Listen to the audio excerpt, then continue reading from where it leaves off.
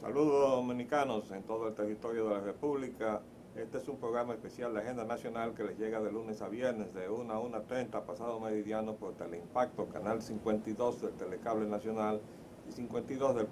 Cable Astra. Les habla Leopoldo Espaillat Danita y vamos a conversar hoy sobre esta tremenda situación mundial que mucha gente pues no se explica pero la padece.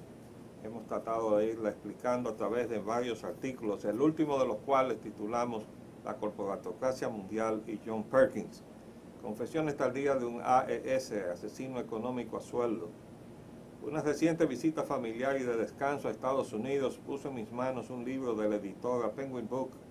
Confesiones de un asesino económico a sueldo,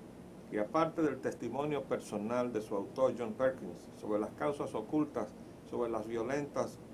sucesos políticos que han aquejado a países del tercer mundo, nos contribuye un nuevo término que retrata el predominio de la voluntad y los intereses de las corporaciones transnacionales norteamericanas y de otras potencias afines, por encima de la colectividad de naciones y gobiernos llamados a representar los intereses de los pueblos, que se llama la corporatocracia mundial. Ya anteriormente había recibido por internet algunos comentarios sobre este libro, cortesía de buenos amigos que me ayudan a mantenerme al tanto de las noticias e informaciones de mayor interés. Desde luego, este enriquecimiento del léxico de análisis de la política y la economía internacional por parte de Perkins no constituye una revelación sobre una realidad desconocida, aunque lo siga siendo para las mayorías de nuestros pueblos, a quienes se ha convencido y vendido la mentira de que la política neoliberal de exacción que reedita la conquista de América de 1492 y los condena a la pobreza, los rescatará de ella. Producto de su larga carrera al servicio de corporaciones transnacionales norteamericanas, que no son las únicas, Perkins agrega información testimonial y hace un aporte original al plantear que la defensa de estos intereses supone el escalamiento de recursos de diversa índole a disposición de la plutocracia, a veces también multinacional, que controla esas corporaciones en una articulación operativa transnacional que constituye la corporatocracia, y describe un aparato bien organizado que alcanza sus fines combinando las acciones de las corporaciones con las de los organismos multilaterales de crédito a su servicio y las presiones de funcionarios y diplomáticos de las potencias industrializadas. El menú de recursos comienza con el trabajo de las AES, los emisarios técnicos al servicio de las corporaciones y o de las entidades de crédito, encargados de convencer o persuadir a los gobiernos a través de funcionarios rara vez idóneos de emprender el camino del endeudamiento de sus países por vía de ambiciosos proyectos sobredimensionados en sus costos que son ejecutados por sus empresas contratistas, hasta que la trampa de estos compromisos impagables se cierra de manera inclemente sobre sus ciudadanos, dando paso al cobro del capital por medio del apoderamiento de sus riquezas naturales y de su mercado. Estos agentes suelen ser extranjeros, pero pueden ser nacionales, formados en las universidades de élite financiadas por la plutocracia, las cuales reclutan cuidadosamente sus cuadros entre profesores y profesionales universitarios de talento y graduándose en los cuadros de honor al egresar de aquellas, pasando al servicio de entidades públicas o privadas que persiguen el mismo fin y, según Perkins, utilizan como herramientas de trabajo reportes financieros fraudulentos, elecciones arregladas, sobornos, extorsión, sexo y finalmente asesinato. Para persuadir, entre comillas, primero se usa el soborno al que se refería de manera vehemente Joseph Stiglitz, Premio Nobel de Economía 2001, ex vicepresidente del Banco Mundial, primer AES o asesino económico a sueldo arrepentido de su rol frente a nuestra pobreza inducida, hasta la amenaza sutil o directa a quienes se constituyen en obstáculo. Según Perkins, si los AES fracasan en su tarea, llega su relevo, los chacales o asesinos mercenarios que quitan del medio por vía expedita los estorbos, y si este expediente fracasa también, queda el recurso último y supremo de la declaración de guerra. Desde luego, para que una corporación transnacional logre llevar la defensa de sus intereses al plano final de una guerra abierta con la intervención de una fuerza militar sobre un país soberano, ha de contar necesariamente con el apoyo incondicional de su gobierno, como ha mostrado ser el vínculo de empresas de capital norteamericano con algunos y específicos gobiernos de su país, especialmente los que han definido su plataforma ideológica como pro-negocios o pro-business, como dicen en inglés, como el actual, que sigue la tradición de los gobiernos de ambos partidos, pero principalmente del Partido Republicano, de hacer negocios desde el poder. La administración del presidente Bush ha aprovechado circunstancias trágicas como la guerra a Irak, donde han muerto soldados norteamericanos y dominicanos también, y los embates del huracán Katrina en New Orleans, donde murieron miles de ciudadanos pobres, para repartir contratos sin licitación, grado a grado, como le decimos acá en República Dominicana, favoreciendo a las empresas Halliburton, Kellogg Brown and Root, que es subsidiaria de la primera, y Bechtel, vinculadas al vicepresidente Dick Cheney y al exsecretario de Estado George Shultz, que además sobrefacturaron sus servicios, quiere decir que les robaron, a su propio gobierno, sin que hasta ahora se les haya abierto la primera causa en una corte de los Estados Unidos. Un análisis histórico aleccionador de esta política de peligrosa vinculación de los intereses de negocios con el poder político de que hablara el presidente Eisenhower es el libro La ética, la política exterior norteamericana y el tercer mundo de David Louis Zingranelli, que compila las intervenciones militares de Estados Unidos a fines del siglo XIX y durante el XX, y las prioridades de política exterior enunciadas en cada caso. Entre 1898 y 1916, un enunciado era constante en cada intervención: prevenir la falta de pago de la deuda externa, evidenciando así la influencia de la banca norteamericana en la política exterior de Washington. Este enunciado fue utilizado para justificar la intervención militar norteamericana de Haití en 1915 y de la República Dominicana en 1916. Solo a partir de 1917 aparece un enunciado que sustituyó el citado, más amplio en sus perniciosos efectos: proteger vidas norteamericanas y las inversiones de multinacionales basadas en Estados Unidos, con el cual la protección del Estado norteamericano se extiende más allá del dinero de sus bancos para cubrir todas las inversiones de sus empresas nacionales, cual que sea su naturaleza. Según Zingranelli, para 1965 el enunciado interventor en República Dominicana ordenado por el presidente Lyndon Johnson fue diferente: proteger la vida de ciudadanos de los Estados Unidos junto a prevenir la llegada al poder de un gobierno comunista. En el mismo no se indica si se refería al retorno al poder de Juan Bosch, depuesto por un golpe de Estado de casi segura inspiración petrolera, casi exactamente 2 meses antes del asesinato del presidente Kennedy, a la posibilidad de asumirlo una coalición de izquierda, unificada por primera vez desde la muerte de Trujillo, por obra y gracia de dicha intervención. El gobierno usurpador del triunvirato que Kennedy se negó a reconocer lo fue por Lyndon Johnson menos de un mes después de su muerte. Estoy consciente de lo tentador que resulta para un escritor recurrir al cliché de la denuncia del comportamiento abusivo y agresivo del gran capital norteamericano, convertido en virtud de su identificación con las políticas exteriores de los gobiernos de su poderosa nación, o viceversa, en el imperialismo norteamericano. Pero aunque Perkins lo hace, con ello se limita a enunciar una realidad conocida y padecida en todo el planeta, incluso en los propios Estados Unidos de América. Y en su denuncia le han precedido notables ciudadanos de esa gran potencia. El primero que se me ocurre citar es al asesinado presidente Abraham Lincoln, víctima de una conspiración no aclarada cuando, apuntando su dedo acusador contra los abusos de los banqueros norteamericanos, decía: el poder del dinero hace presa sobre la nación en tiempos de paz y conspira contra ella en tiempos de adversidad. Es más despótico que la monarquía, más insolente que la autocracia, más egoísta que la burocracia. Preveo en el futuro cercano una crisis que se aproxima, que me preocupa y me hace temblar por la seguridad de mi país. Las corporaciones han sido entronizadas, seguía diciendo Abraham Lincoln, Una era de corrupción en altos cargos vendrá y el poder del dinero se empeñará en prolongar su reinado, manipulando los prejuicios de la gente hasta que la riqueza sea concentrada en unas pocas manos y la república sea destruida. Luego viene a colación la valiente y sorprendente denuncia del presidente Dwight D. Eisenhower, republicano y el jefe supremo de las fuerzas aliadas en el frente europeo, cuando en su ya famoso discurso de despedida del 17 de junio de 1961, para dar paso al presidente John F. Kennedy, que fue asesinado por un complot encubierto por las propias agencias gubernamentales, expresaba: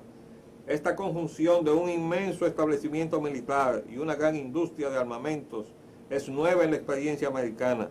La influencia total, económica, política, aún espiritual, es sentida en cada ciudad, cada capitolio estatal, cada oficina del gobierno federal. Nosotros reconocemos la necesidad imperiosa de este desarrollo. Sin embargo, no debemos dejar de comprender sus graves implicaciones. Nuestros afanes, recursos y calidad de vida están todos comprometidos, como también lo está la estructura misma de nuestra sociedad, decía Eisenhower. En los consejos de gobierno debemos guardarnos contra el logro de influencia indebida, sea buscada o no, de parte de este complejo militar industrial. La posibilidad de un desastroso incremento de poder fuera de lugar existe y persistirá. Nunca debemos permitir que el peso de esta combinación ponga en peligro nuestras libertades o procesos democráticos. No debemos dar nada por sentado. Solo una ciudadanía alerta y consciente puede forzar el apropiado engranaje de la enorme maquinaria industrial y militar de defensa con nuestros métodos y objetivos de paz, de modo que la seguridad y la libertad puedan prosperar juntos. Vamos a hacer un pequeño paréntesis y volvemos en un minuto. Sobre las desviaciones del poder económico norteamericano de los principios que, según sus fundadores, deben sustentar a su sociedad,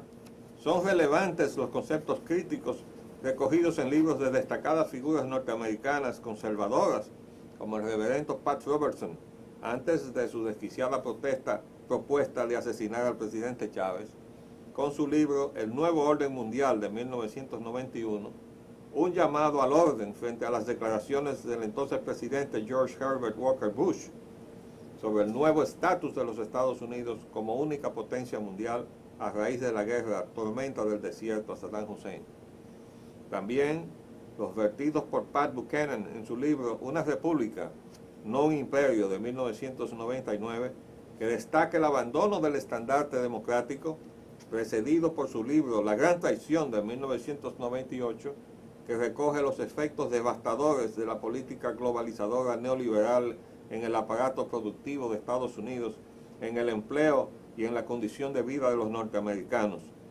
Buchanan, fracasado aspirante presidencial republicano, fue el brazo derecho ideológico del presidente Ronald Reagan en esa política coauspiciada desde el 10 de Downing Street por la primer ministra Margaret Thatcher y su asesor, el economista John Gray. La misma, dirigida a favorecer las inversiones en dólares en el tercer mundo, exportando capitales y empleos en busca de salarios de miseria, ahora denominada outsourcing, hace poco, fue orientada desde el gabinete de Reagan por Donald Reagan, presidente en licencia de Merrill Lynch, y James Baker III, que intercambiaron cargos de secretario del Tesoro y la presidencia, mientras Reagan, aquejado de Alzheimer, dormía en los consejos de gobierno. Y fue justamente apreciada por el autor español Luis Ignacio López en su libro Adiós Mr. Reagan de 1989, como la desindustrialización y desnacionalización de la economía norteamericana. Eso hicieron esos señores. Esta política, aún vigente, retroalimenta a los Estados Unidos cada vez más sus ruinosos efectos de desempleo, lo que confirma el reciente anuncio de despido de más de 60,000 operarios especializados de su industria automotriz. La competencia desleal de estas empresas de capital norteamericano, emigradas a otros territorios de moneda devaluada, parece haber sido contrarrestada a favor de las empresas que permanecieron en su suelo norteamericano con la liberalización de la política de inmigración para importar mano de obra barata del tercer mundo, sobre todo la ilegal. Esto explica la presencia de más de 40 millones de hispanoamericanos en Estados Unidos y de más de 11 millones de ilegales, convirtiéndose en el tema más espinoso de la política norteamericana. El análisis de las políticas globalizantes y de dominación económica mundial de Estados Unidos a través de una concertación de intereses corporativos y el poder e influencia del gobierno de Estados Unidos ha recibido valiosos aportes de autores, principalmente norteamericanos, entre ellos libros de los cuales citamos en nuestras manos como Global Dreams, Imperial Corporations, and the New World Order. Eso quiere decir sueños globales, las corporaciones imperiales y el nuevo orden mundial. Y hay una serie de títulos, sobre todo hay uno muy interesante que habla de cuando las corporaciones gobiernen el mundo. Se hace evidente que Perkins, a lo largo de su libro, intenta justificar la tardanza con que se apresta a denunciar ahora su vida al servicio de las grandes corporaciones norteamericanas, que le trajo significativos dividendos materiales. En las vivencias que Perkins expone del proceso de estructuración de la corporatocracia en las últimas décadas, destaca su trato personal con líderes del tercer mundo, a quienes viene a expresar tardíamente su solidaridad en sus posiciones de defensa de sus intereses nacionales, sobre todo aquellos que cayeron víctimas de los chacales. Entre ellas, relata la muerte trágica en un accidente de aviación del presidente Jaime Roldós de Ecuador, de quien señala que estaba enfrentado a los intereses petroleros norteamericanos en su país y fue sucedido por su vicepresidente Osvaldo Hurtado Larrea, quien modificó inmediatamente esta política de su antecesor. Perkins atribuye al fracaso de los AES en persuadir a Roldós y al arribo de los chacales la explosión del avión presidencial ecuatoriano. También describe la muerte en otro accidente, entre comillas, similar del líder panameño general Omar Torrijos Herrera, a menos de 2 meses de la de Roldós, atribuido al general Manuel Noriega, agente reclutado por la CIA desde que asistió a la Escuela de Altos Estudios del Perú. Torrijos exigía el retiro de las bases militares de Estados Unidos de Panamá y resistía ceder nuevamente la soberanía panameña sobre el canal, duramente obtenida en sus negociaciones con el presidente Jimmy Carter, quien honró su palabra y quemó su carrera política al formalizar su entrega a los panameños contra la protesta airada de los sectores conservadores de la política norteamericana. El autor, quien les habla, no tuvo oportunidad de conocer y tratar al presidente Roldós, pero sí de saludar a Hurtado Larrea en ocasión de la Conferencia Económica Latinoamericana y del Caribe sobre la deuda externa de Quito en enero de 1984, coauspiciada por el gobierno dominicano, en la que participó el entonces presidente Jorge Blanco, quien mereció una ovación con el discurso redactado por el equipo que le precedió, entre los cuales se encontraba quien habla, para hacer luego con la deuda dominicana lo contrario de lo que predicó a su regreso al país. Recordemos lo que pasó aquí en 1984. También quien habla trató al general Omar Torrijos durante las ceremonias de traspaso del Canal de Panamá, de las que estuvo significativamente ausente en protesta de su entrega diferida, motivando que enviara su avión, el mismo en el cual murió, a buscar a la delegación dominicana integrada por José Francisco Peña Gómez y quien les habla, a visitarle a su casa de la playa de Farallón, acompañado de su asesor económico, donde sostuvimos un interesante intercambio. La acabada descripción que John Perkins hace de su carrera como asesino económico a sueldo motivará al lector a preguntarse quiénes de la oleada de economistas, politólogos, sociólogos, administradores de empresas y mercadólogos dominicanos formados en el exterior que han figurado y todavía figuran en el escenario político y económico dominicano encajan a partir de su actuación pública en discurso y hechos en la descripción de funciones de los AES. Esta es una tarea que no ofrece mayor dificultad. Basta recordarlos coadyuvando desde el Banco Central y otros organismos al desastre de nuestro impagable endeudamiento, a la entrega de las riquezas naturales, al despilfarro de los fondos públicos y a la concesión ilegal e inconstitucional de servicios públicos, incluyendo a funcionarios y consultores complacientes con la inversión extranjera fraudulenta. Desde luego, también en rol preponderante, vendiendo la idea de privatizar la empresa eléctrica monopólica del Estado, afectando un mercado eléctrico de competencia que resolvería todos los problemas, ofertando, creando en cambio oligopolios en manos privadas extranjeras y nacionales que multiplican 3 veces el precio de la energía a los indefensos usuarios dominicanos.